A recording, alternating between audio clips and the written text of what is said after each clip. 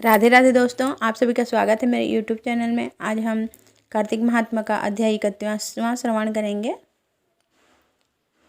भगवान श्री कृष्ण ने कहा, पूर्व काल में अवंतीपुरी में धनेश्वर नामक एक ब्राह्मण रहता था।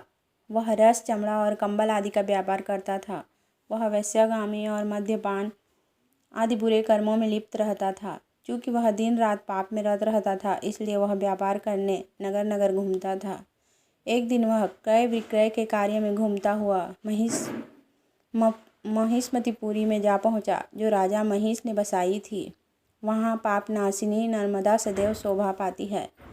उस नदी के किनारे कार्तिक का व्रत करने वाले बहुत से मनुष्य अनेक गांवों से स्नान करने के लिए आए हुए थे। धनेश्वर ने उन सबको देखा और अपना सामान बेचता हुआ वह भी एक मास तक वहीं रहा। वह अपने माल को बेचता हुआ नर्मदा नदी के तट पर घूमता हुआ स्नान, जप और देवार्चन में लगे हुए ब्राह्मणों को देखता और वैष्णवों के मुख से भगवान विष्णु के नामों का कीर्तन सुनता था। वह वहाँ रहकर उनको स्पर्श करता रहा और उनसे बातचीत करता रहा। वह कार्तिक के व्रत की उद्यापन विधि तथा जागरण भी देखता रहा। उसने पूर्णिमा के व्रत को भी देखा कि व्रती ब्राह्मणों तथा गौओं को भोजन करा रहे हैं, उनको दक्षिणा आदि भी दे रहे हैं। उसके नित्य प्रति भगवान शंकर की प्रसन्नता के लिए होती दीपमाला भी देखी। त्रिपुर नामक राक्षस के तीनों पुरों को भगवान शिव ने इसी तिथि को जलाया था, इसलिए शिव जी के भक्त इस तिथि को दीप उत्सव मनाते हैं। जो मनुष्य मुझ में और शिव जी में भेद करता है, उसकी समस्त क्रियाएं निष्फल हो जाती है। इस प्रकार नर्मदा तट पर रहते हुए जब उसको 1 माह व्यतीत हो गया, तो एक दिन अचानक उसे किसी काले सांप ने डस लिया। इससे विठल होकर वह भूमि पर गिर पड़ा।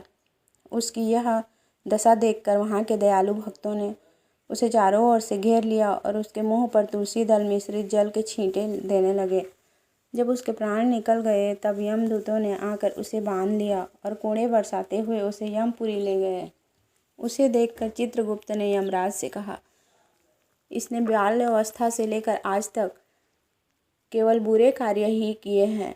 इसके जीवन में तो पुण्य का लेस मात्र भी नहीं है। यदि मैं पूरे 1 वर्ष तक भी आपको सुनाता रहूं, तो इसके पापों की सूची समाप्त नहीं होगी। यह महापापी है, इसलिए इसको 1 कल्प तक घोर नरक में डालना चाहिए।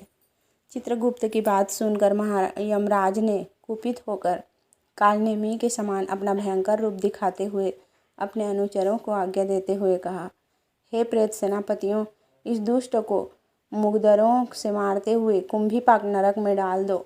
सेनापतियों ने मुगदरों से उसका सिर फोड़ते हुए कुंभीपाक नरक में ले जाकर खोलते हुए तेल के कढ़ाई में डाल दिया।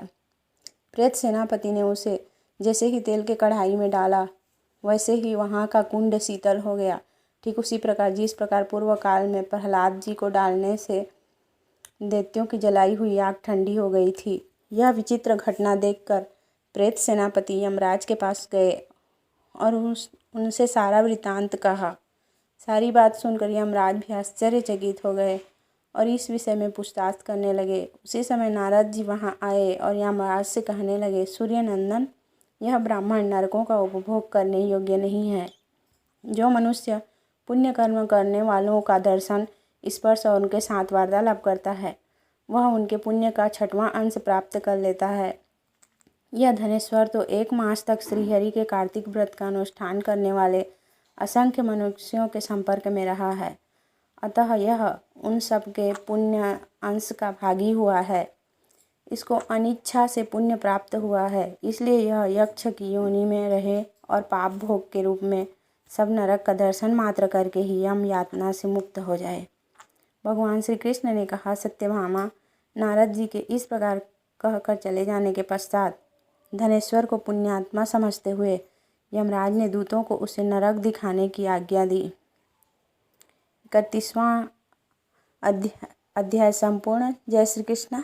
राधे राधे।